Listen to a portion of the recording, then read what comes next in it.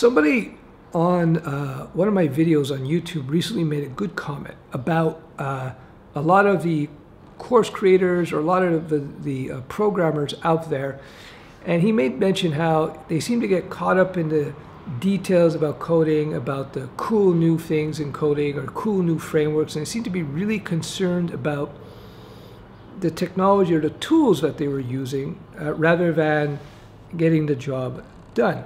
And this, yes, I agree. You see a lot of this. I've been guilty of this myself.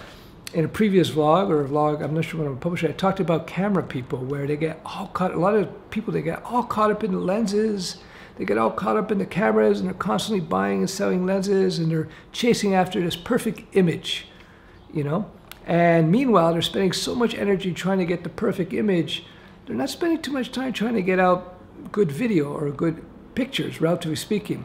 And I've been guilty of that with microphones. I've talked about this in previous vlogs where I have literally spent thousands and thousands of dollars on expensive and different types of mics. I don't know how many mics I got. I may have bought like 8, 9 mics over the years. German mics and high-end, all kinds of mics. And I just went insane at one point trying to get the best sound, the best sound, the best sound. And I spent so much effort on trying to get the best sound. I remember at one point I was spending like at least as much time on trying to get the best sound than I was actually trying to put out my content. This is stupid.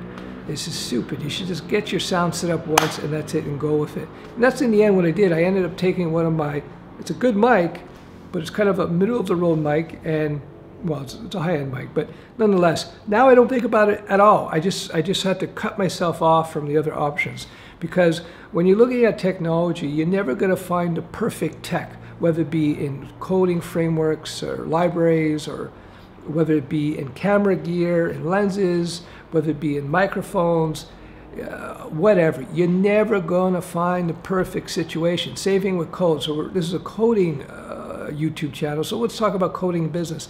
You're never going to build the first app the first time around. This is the big illusion. This is the big fakery that you hear about business. Oh, the guy came out the first business. It doesn't work that way. Apps and code and business ideas and businesses, they get refined over time. They get refined over time. When you start off a business, you have to have a sort of like a vague end goal, but you have to be, you have to expect that you're going to run into all kinds of problems. You got to expect that you're going to have to change things, and you're going to have to refangle things. And oftentimes, where you end up will be a very different place than where you started. And same thing with apps. You know, when I was doing software development as a freelancer back in the late 90s, early 2000s, I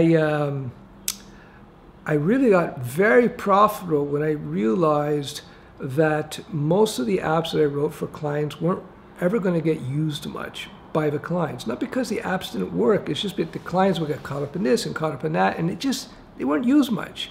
So I said, you know, instead of trying to write rock solid, super solid code that was unbelievable with the latest frameworks and latest this and that and deployments and so on and security, I said, forget it. What I'm going to do is I'm just going to release as quickly as possible to get the software in the hands of the clients as quickly as possible to see how they react to it. Because oftentimes there's going to be there's always going to be tons of changes required in your app. And it's just the way it is. It's not because you're incompetent. It's not because the client's stupid. It's just because it's the way it is. People don't know what they want until they start using it and they start playing with it and they start trying to figure out how it works. This is a truism across a whole range of business and software. Same thing with business. I've been in business since I've been 18 years old, started with $200 to my name. That's not $200 in my bank account, $200 to my name. I'm counting the old mattress I used to sleep on in terms of the value of my assets. And I just slowly built it up. And where that first business ended up was an import-export business, soft manufacturing, I call it, of dry goods and stuff. It was in a different place than I had envisioned. The money was coming in from products that I never considered thought they would come in from. And the things that I thought were going to do really well didn't do well at all, and yada yada yada yada. And then I ended up leaving that business and starting something else, boom, boom, boom, boom, boom. And here I am today I have to tell you, in 2003, when I produced my first course, official course on video, I was like, I had no expectations of anything. I just decided, yeah, I'll do it why not, you know? So I bought a cheap mic for $15, and it was on sale for $5. It was just like one of these mics you plug into your computer, and I just recorded, like, you know, whatever. It was terrible sounds, like going into the metro.